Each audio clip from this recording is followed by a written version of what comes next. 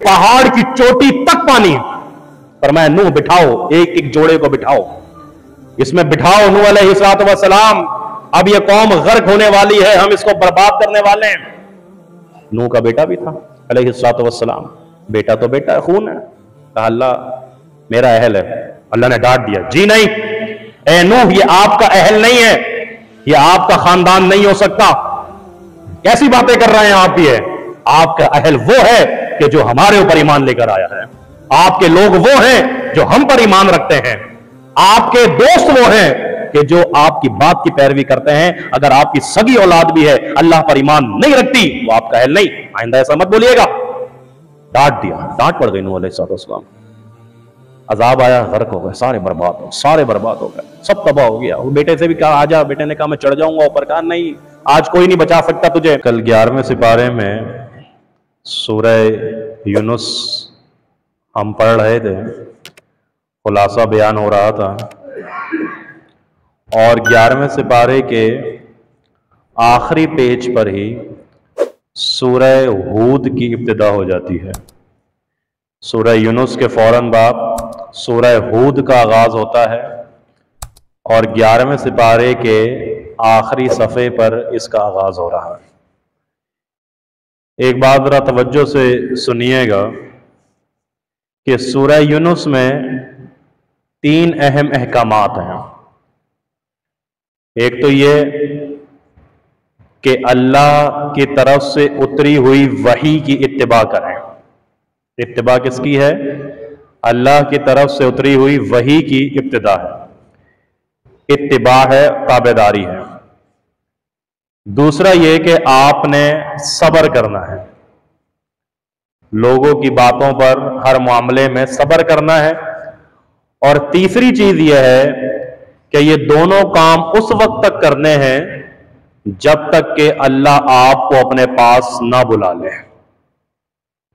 पहली चीज वही की इत्तिबा, दूसरी चीज सब्र, और तीसरा काम, ये दोनों काम उस वक्त तक करने हैं जब तक कि आपको अल्लाह अपने पास ना बुला ले। तो इस सूरह हूद में ये 3 बातें जो सूरह यूनुस में बयान हुई हैं, उसका प्रैक्टिकल इस सूरह हूद के अंदर मौजूद है, इन तीनों बातों का। बात समझ में आई? दोबारा बताता हूं कि सूरह यूनुस में जो 3 अहकामात हैं, उन तीनों अहकामात का प्रैक्टिकल सूरह हूद में आपको मिलेगा। और सूरह हूद के बारे में अल्लाह के रसूल सल्लल्लाहु अलैहि वसल्लम इरशाद फरमाते हैं कि मुझे सूरह हूद और इन जैसी और सूरतों ने बूढ़ा कर दिया। बूढ़ा क्या मुराद? कि आपने इसकी तिलावत की तो आपके बाल सफेद हो गए, या मैं और आप इसकी तिलावत करेंगे तो क्या हमारे बाल सफेद हो जाएंगे, हम बूढ़े हो जाएंगे? जी नहीं, ये मुराद नहीं है। इससे मुराद यह है कि जब आप इसको समझ के पढ़ेंगे और अल्लाह रब्बुल आलमीन के अहकामात को गौर से पढ़ेंगे और जहन्नुम और अल्लाह के अजाब के तस्करे के ऊपर गौर करेंगे, तो ये आपको बूढ़ा कर देगी, आप परेशान हो जाएंगे और अल्लाह रब्बुल आलमीन से माफियां मांगने लगेंगे। तो आइए इसका आगाज करते हैं। और आगाज में ही, सूरह हूद के आगाज में ही अल्लाह फरमा रहा है कि व अनिस्तगफिरू रब्बकुम सुम्मा तूबू, कि इस्तगफार करो, इस्तगफार करो, अपने गुनाह की माफी मांगो, सुम्मा तूबू, फिर उसके बाद तौबा करो। अल्लाह अकबर। क्या कहा? इस्तगफार करो, सुम्मा तूबू, फिर इसके बाद तौबा करो। तो ये इस्तगफार और तौबा की अलग अलग चीजें हैं। हम तो एक ही बात करते हैं, तौबा और इस्तगफार तो एक ही है शायद।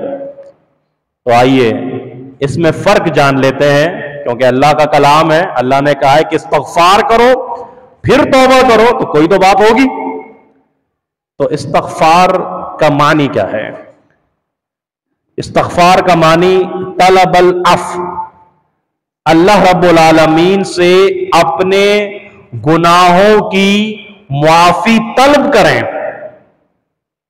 किस तरह? अपनी जबान को हिला के, अपनी जबान को हिलाइए और अल्लाह से अल्लाहुम्मा ग़फ़िरली, अल्लाहुम्मा ग़फ़िरली, उर्दू में तर्जुमा कर लें, ऐ अल्लाह मेरे गुनाहों को माफ फरमा दे, ऐ अल्लाह मेरे गुनाहों को माफ फरमा दे। जबान हिल रही है, फरमाए कि जबान को हिलाओ और जबान को हिलाकर अपने रब से अपने गुनाह की माफी मांगो। दैट इज कॉल्ड इस्तग़फ़ार, इसको कहा जाता है इस्तग़फ़ार। जो जबान से हिला के, जबान हिला के जो गुनाह की माफी मांगे, इसको इस्तग़फ़ार कहते हैं। सुम्मा तूबू, फिर अल्लाह कह रहा है कि तौबा करो। तो तफसरा करते हुए मुफस्सिरीन इकराम फरमाते हैं कि जब जबान हिला के इस्तग़फ़ार तुमने कर लिया, अब जरा दिल को भी हिलाकर अपने गुनाहों की माफी मांगो।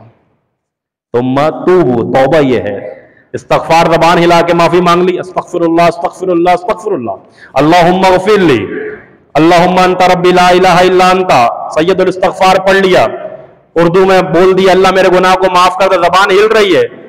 अब तुम्हारी तौबा ऐसी होनी चाहिए कि तुम्हारा दिल हिल जाए, तुम्हारा दिल हिल जाए। और वो तौबा क्या होती है कि इंतहाई निदामत, शर्मिंदगी के साथ अल्लाह से अपने गुनाह की माफी मांगना और ये कहना कि अल्लाह तूने फला काम करने का हुक्म दिया था, अपनी सुस्ती की वजह से नहीं कर सका, अल्लाह माफ कर दे। अल्लाह तूने फला उमूर को अंजाम देने का हुक्म दिया था, अल्लाह नहीं कर सका, माफ कर दे। अल्लाह ये गुनाह हो गया, दानिस्ता गैर दानिस्ता, अल्लाह तू मुझे मुआफ फरमा दे। फरमाया ये दिल का हिल जाना, दिल का हिल जाना, ये क्या है? ये तौबा है। तो फरमाया वानी इस्तग़फ़िरू, इनसे कहो कि इस्तग़फ़ार करो अपने रब की तरफ, सुम्मा तूबू, फिर तौबा करो। अल्लाह अकबर। अल्लाह रब्बुल आलमीन फरमाता है इन दोनों के बदले में हम तुम्हें क्या देंगे? इस्तग़फ़ार और तौबा, इन दोनों के बदले में हम तुम्हें क्या देंगे? मताअन हसना, फरमाया कि हम तुम्हें खूबसूरत जिंदगी अता फरमाएंगे। जिंदगी, लाइफ, ये जिंदगी। फरमाया कि दुनिया की जाहो अशमत अता फरमाएंगे। मता, माल और मता, कीमती माल और मता हम तुम्हें अता फरमाएंगे। कब तक? इला अजलिम मुसम्मा, जब तक तुम जिंदा हो। अल्लाह अकबर। फायदा देख रहे हैं आप इस्तग़फ़ार का, जबान को हिला के माफी मांगने का और दिल को हिला के तौबा करने का। फायदा यह है कि हम तुम्हें मता देंगे, कीमती मता देंगे, कीमती मताएं देंगे, कीमती सामान देंगे। कब तक? जब तक तुम इस दुनिया में मौजूद हो। और जब हमारे पास आओगे, ये तो दुनिया का फायदा है ना, जब तुम हमारे पास आओगे तो ज़ी फज़लिन फ़ज़लहू, हम तुम्हें अपने फजल से मिलवाएंगे। कितना मेहरबान है अल्लाह, कितना मेहरबान है, कितना शफीक है वो मेरा रब, वो अल्लाह। और फिर आगे डांट देता है अल्लाह रब्बुल आलमीन। अल्लाह फरमाता है इलल्लाहि मर्जिउकुम, तुम नहीं करोगे इस्तग़फ़ार, ना करो। तुम इस्तग़फ़ार नहीं करते, ना करो। तौबा नहीं करते, ना करो। आओगे तो मेरे पास ही ना। वल्लाहु अला कुल्लि शैइन कदीर, हम हर चीज पर कादिर है। अल्लाहु अकबर। अल्लाह हमें तौबा करने की तौफीक अता फरमाए और तौबतुन नसूहा करने की तौफीक अता फरमाए। वमा मिन दाब्बतिन फिल अर्ज़, 12वां सिपारा। दाब्बा किसे कहते हैं? दाब्बा हर रेंगने वाले और हर चलने वाली अशिया को, चीजों को दाब्बा कहता है। कीड़ा चल रहा है, दाब्बा है। जानवर चल रहा है, दाब्बा है। इंसान चल रहा है, दाब्बा है। दाब्बा है, चल रहा है। फरमाए जमीन पर हर चलने वाला और जमीन पर हर रेंगने वाला, फिल अर्ज़, जमीन पे, इल्ला अलल्लाहि रिज़्क़ुहा, उसकी जिम्मेदारी, रिज़्क़ की जिम्मेदारी हमारी है, उसके रिज़्क़ की जिम्मेदारी हमारी है। अब कहने वाले ये कह सकते हैं या सोचने वाले ये सोच सकते हैं कि अल्लाह तेरी जिम्मेदारी है रिज़्क़ देना, तो फिर हम जो कारोबार कर रहे हैं, हम दुकान खोल रहे हैं, हम फैक्ट्री जा रहे हैं, हम ऑफिस जा रहे हैं, जब रिस्क देना तेरी जिम्मेदारी, बैठ जाते हैं घर पर, रिस्क आ जाएगा। अल्लाह अकबर। ये बेवकूफाना सोच है, ये बिल्कुल ऐसी सोच है, बचकाना सोच है। मेहनत करोगे, दुकान खोलोगे, ऑफिस में बैठोगे, कारोबार चलाओगे, हम ऐसे असबाब मुहैया करेंगे कि जिससे तुम्हारे रिस्क के दहाने खुल जाएंगे, वो हम करेंगे। तुम दुकान खोल के बैठ जाओ, एक भी ग्राहक नहीं आए, क्या करोगे फिर? ग्राहक हम भेजेंगे ना। तुम ऑफिस में बैठ जाओ, कारोबार को शुरू कर दो, उस कारोबार में बरकत ना हो, लॉस हो जाए, क्या करोगे फिर? वो बरकत हम देंगे ना। तो वो है इल्ला अल्लाह रिस्क हुआ, ये है हमारे रिस्क की जिम्मेदारी, और हमें पता है कि हमने कितना और किसको किस वक्त रिस्क देना है। अल्लाह अकबर। उसके बाद अल्लाह फरमाता है हुवल्लज़ी खलक़ समावाति वल अर्ज़, वो अल्लाह जिसने जमीन और आसमान को बनाया, फी सित्तति अय्याम, 6 दिनों में। वो मालिकुल मुल्क के लिए यही कह देना काफी था कि बन जाता। फी सित्तति अय्याम क्यों कहा गया, 6 दिनों में क्यों कहा गया? फरमाया पहली चीज तो अल्लाह तुम्हें यह समझा रहा है कि जो भी काम करने जा रहे हो ना जिंदगी में, एकदम छलांग लगा के करने की कोशिश नहीं करना, बतदरीज करना, दर्जा ब दर्जा करना, स्टेप बाय स्टेप जाना। अगर तुम्हें ऊपर जाना है छत पर, तो एक स्टेप, दूसरा स्टेप, तीसरा स्टेप रख के ऐसे जाओगे ना। अगर डायरेक्ट छलांग लगा के ऊपर जाने की कोशिश करोगे, क्या हो जाएगा? नुकसान हो जाएगा। अल्लाह सिखा रहा है तुम्हें, अल्लाह के लिए कोई मुश्किल नहीं, वो कर दे, कुन हो जा फयकुन, वो हो जाएगा। लेकिन अल्लाह तुम्हें समझा रहा है कि देखो, अगर किसी काम की तरफ कदम बढ़ा रहे हो तो जंप मारने की जरूरत नहीं है कि बस अभी के अभी हो जाए। बतदरीज चलो, आहिस्ता आहिस्ता चलो, स्टेप बाय स्टेप चलो। और दूसरा सबक भी सुन लीजिए फी सित्तति अय्याम में। मैंने कहा था ना कि ये सब्र सिखा रही है प्रैक्टिकल तौर पे, तो ये भी सब्र के एक जुमरे में आता है कि अगर कोई काम हो रहा है तो उसको जरा होने दो और सब्र रखो, हो जाएगा। आहिस्ता आहिस्ता सारे मामलात तुम्हारे ठीक हो जाएंगे। ये तुम्हें सब्र सिखा रहे हैं, हम तुम्हें सब्र सिखा रहे हैं कि देखो, हमने 6 दिनों में जमीन और आसमान को बनाया, तो तुम अगर कोई बिल्डिंग, प्लाजा, इमारत, कारोबार, बिजनेस करना चाहते हो, सब्र का दामन हाथ में रखना। ये नहीं कह रहे कोई फायदा ही नहीं हो रहा इसका, तो काम क्या, मैंने हाथ डाल दिया, बर्बाद हो गया मैं, तो मेरा पैसा। सब्र करो। तो ये तुम्हें सब्र सिखा रही है। फिर उसके बाद अल्लाह रब्बुल आलमीन फरमा रहा है कि जब हम इनको अपनी नेमत का जायका चखाते हैं तो ये खुश हो जाते हैं, और जब हम इनसे वो नेमत छीन लेते हैं ये हमसे नाराज हो जाता है। ये हमसे, अब आप तवज्जो सुनिएगा, अल्लाह अकबर, कि नेमत तो नेमत है ही, नेमत तो नेमत ही है, लेकिन जो मुसीबत या बला आ रही है, फरमाया मोमिनो वो भी तुम्हारे लिए नेमत है, वो भी तुम्हारे लिए नेमत है। नेमत पे खुश हो, शुक्र अदा करोगे, और किसी बला पे आ जाने पे सब्र करोगे, उस सब्र का बदला भी क्या है? अजर है, तो वो भी नेमत हो गई। फरमाया नेमत का जायका चखना, इससे मुराद पता है क्या है? फरमाया दुनियावी नेमतों का जायका तो हमने चखने के लिए रखा है, चखा करो खाली कैसा है, और पेट भर के सैर होके अगर हमारी नेमतों का लुत्फ उठाना है ना, तो फिर वो जन्नत में आके उठाना। अभी चखो, अभी सिर्फ चख लो नेमतों का जायका, अभी चख लो। अगर मजीद सैर होकर खाना है पेट भर के, और देखना है कि वाकई ये कितने लजीज चीजें हैं, हमारी जन्नत में आना, हम तुम्हें वहां खिलाएंगे। अल्लाह अकबर। मन काना युरीदुल हयात दुनिया, अल्लाह फरमा रहा है कि जो चाहता है दुनिया, जो चाहता है दुनिया, वह जीनतहा, और उसकी जीनत, उसकी चमक दमक, जो दुनिया और दुनिया की चमक दमक चाहता है, फरमाया हम उनको वो दे देते हैं। तुम शोहरत चाहते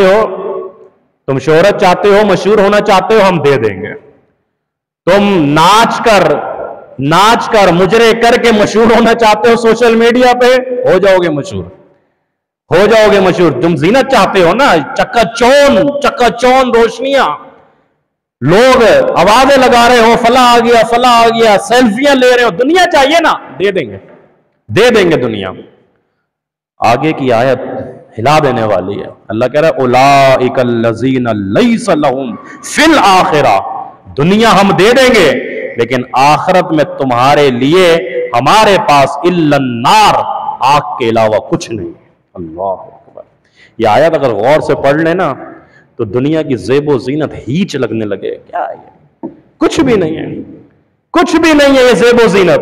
तो मैं, तुम दुनिया चाहते हो, दुनिया की ज़ीनत चाहते हो, चकाचौंध रोशनियां चाहते हो, चमक दमक चाहते हो, हम दे देंगे तुम्हें, दे देंगे, इतना देंगे संभाला नहीं संभलेगा, देंगे, लेकिन उलाइकल्लज़ीना लैसा लहुम फिल आखिरा, नहीं है फिर तुम्हारे लिए कुछ आखिरत में, इल्ला नार, लेकिन सिर्फ आग। जीनत पता है किसे कहते हैं? खातून होती है ना, वो लिबास पहनती हैं, लिबास के बाद वो थोड़ा मेकअप वेकअप लगाती है, उसको कहते हैं जीनत, खूबसूरती में इजाफा। मर्द हजरात को तो उसकी जरूरत नहीं है, वो तो नौजवान तो रफ एंड टफ बिल्कुल ढीले ढाले से, कोई मसले की बात नहीं, जैसे भी है मुंह धोया और चले गए, ऐसे रहना। नौजवानों को ऐसे रहना चाहिए, लेकिन औरतों को इसकी जरूरत होती है। फरमाया ये जीनत, ये है दुनिया, है दुनिया मौजूद है, लेकिन अब उस दुनिया में ये जीनत चाहते हैं, उस दुनिया में ये चमक दमक चाहते हैं, उस दुनिया में ये सारी आसाइशें चाहते हैं, दे देते हैं हम, लेकिन आखिरत में तुम्हारे लिए कुछ नहीं है, जाया हो गया, सब जाया हो। फिर अल्लाह आगे फरमा रहा है वहाबिता, जो कुछ तुमने कमाया ना, जो कुछ तुमने दुनिया के लिए कमाया, वो सब तुम्हारा जाया हो जाएगा, किसी काम नहीं आएगा, किसी काम नहीं आएगा। उसके बाद अल्लाह रब्बुल आलमीन ने जिक्र किया सैयदना नूह अलैहिस्सलाम का, और इसमें इस सूरह हुद में नूह अलैहिस्सलाम का जिक्र भी है, हुद अलैहिस्सलाम का भी है, शुएब अलैहिस्सलाम का भी है, लूत अलैहिस्सलाम का भी है, इब्राहीम अलैहिस्सलाम का भी है, कई अंबिया का इसमें जिक्र है। तो नूह का पहले पढ़ लेते हैं कि नूह अलैहिस्सलाम 950 साल, देंगे फिर सबर आ गया। एक तो दावत आ गई, जो मैंने शुरू में कहा कि वही की पैरवी, नूह ने वही की पैरवी की, और दूसरा सबर किया। कितना सबर किया? 950 साल, 80 लोग, शायद 80 लोग ईमान लेकर आए। 950 साल तबलीग की, 80 लोग ईमान लेकर आए। कितना सबर किया होगा नूह ने, अल्लाह, सोचे तो सही। फिर अल्लाह रब्बुल आलमीन से इन्होंने बद्दुआ कर दी अपनी कौम के लिए, अल्लाह ने बद्दुआ कबूल कर ली। फरमाया जाओ नूह कश्ती बनाओ, नूह कश्ती बनाओ। और ये मेरे ख्याल से दुनिया की पहली कश्ती नूह अलैहिस्सलाम ने बनाई थी, ये तो उसके बाद फिर आबदोज वगैरह और ये चीजें आई हैं, नूह अलैहिस्सलाम ने बनाई। और नूह अलैहिस्सलाम ने जब कश्ती बनाई और जब वो बना रहे थे तो कौम वाले हंस रहे थे। एक होता है कि ना माना ठीक है, नहीं माना, लेकिन एक होता है मजाक उड़ाना, हक का मजाक उड़ाना, दावत का मजाक उड़ाना। फरमाया कि ये क्या कर रहे हैं, नूह कश्ती बना रहे हैं, और ये कह रहे हैं कहां चलाओगे नूह कश्ती, हवाओं में उड़ाओगे क्या, कश्ती बना के चलाओगे कहां, हवा में उड़ाने का इरादा है कि मजाक कर रहे हैं, मजाक उड़ा रहे हैं पैगंबर का। पता ये चला मजाक उड़ाने वाले मजाक उड़ाते हैं, बातें कसने वाले बातें कसते हैं। आप इखलास के साथ वही की इत्तिबा करते हुए सिराते मुस्तकीम पर अपना गामजन रहिए, अल्लाह की तरफ से मदद आती है। लोगों की बातों की परवाह हरगिज़ ना करें। नूह लगे रहे अपनी कश्ती बना, बन गई कश्ती। अब वो कह रहे थे ना कहां चलाएंगे, फिर आया पानी का अज़ाब, पानी आया, इतना पानी आया, इतना पानी आया कि पहाड़ की चोटी तक पानी। फरमाया नूह बिठाओ, एक एक जोड़े को बिठाओ, इसमें बिठाओ नूह अलैहिस्सलाम, अब ये कौम गर्क होने वाली है, हम इसको बर्बाद करने वाले हैं। नूह का बेटा भी था अलैहिस्सलाम, बेटा तो बेटा है, खून है। कहा अल्लाह मेरा अहल है, अल्लाह ने डांट दिया, जी नहीं ए नूह, ये आपका अहल नहीं है, ये आपका खानदान नहीं हो सकता, कैसी बातें कर रहे हैं आप, ये आपका अहल वो है कि जो हमारे ऊपर ईमान लेकर आया है, आपके लोग वो हैं जो हम पर ईमान रखते हैं, आपके दोस्त वो हैं कि जो आपकी बात की पैरवी करते हैं। अगर आपकी सगी औलाद भी है अल्लाह पर ईमान नहीं रखती, वो आपका अहल नहीं, आइंदा ऐसा मत बोलिएगा। डांट दिया, डांट पड़ गई नूह अलैहिस्सलाम। अजाब आया, गर्क हो गए, सारे बर्बाद हो गए, सब तबाह हो गया। वो बेटे से भी कहा आजा, बेटे ने कहा मैं चढ़ जाऊंगा ऊपर, कहा नहीं आज कोई नहीं बचा सकता तुझे। पहाड़ तक वो पहुंची, चोटी तक वो पानी पहुंचा, गर्क हो गया। फिर उसके बाद पानी नीचे उतरना शुरू हुआ। अल्लाह अकबर। अल्लाह रब्बुल आलमीन फरमाए वकीला या अर्ज, हमने जमीन से कहा, अल्लाह अकबर, अल्लाह ने कहा हमने जमीन से कहा, जमीन को हुक्म दिया और तंबीह नहीं की। ये तंबीह तो इंसान और जिन्नात के लिए होती है कि इनको खबरदार किया जाता है, इनको डराया जाता है, इनको समझाया जाता है, बार बार हुक्म दिया जाता है, समझ जाए आ जाए।